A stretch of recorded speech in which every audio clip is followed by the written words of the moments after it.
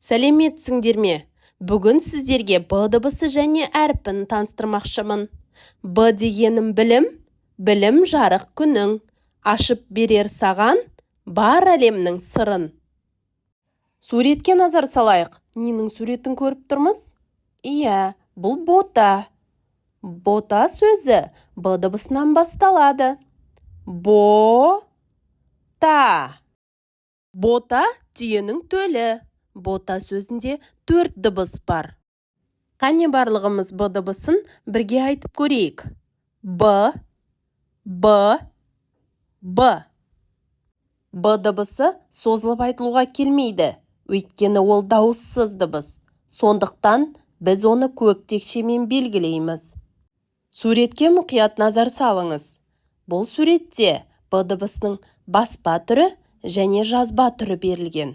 Жазба түрін мұқият қарап, дәптерлеріңізге әдемі жазыңыздар.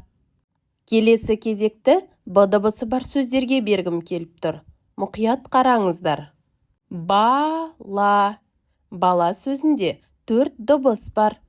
Алғашқы дыбысы Б. Балға. Бұл сөзде 5 дыбыс бар.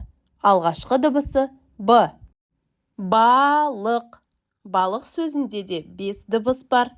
Бірінші дыбысы Б. Келесі сөзіміз балта. Балта сөзінде 5 дыбыс бар. Алғашқы дыбысы Б. Ал мына суретте бұғы бейнеленген.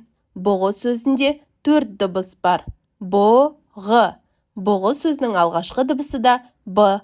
Келесі сөзіміз бидай. Бидай. Бидай сөзінде 5 дыбыс бар. Алғашқы дыбысы Б дыбысы. Арба. Арба сөзінде Б дыбысы сөздің ортасында келіп тұр. Соңғы сөзіміз дорба. Дорба сөзінде 5 дыбыс бар. Бұл сөзде де Б дыбысы сөздің ортасында келіп тұр. Ендеше бүгінгі ақпарат сіздерге түсінікті болса, арнаға жазылып қоюды ұмытпаңыздар. Және лүпіл басып, пікір қалдыра отырыңыз.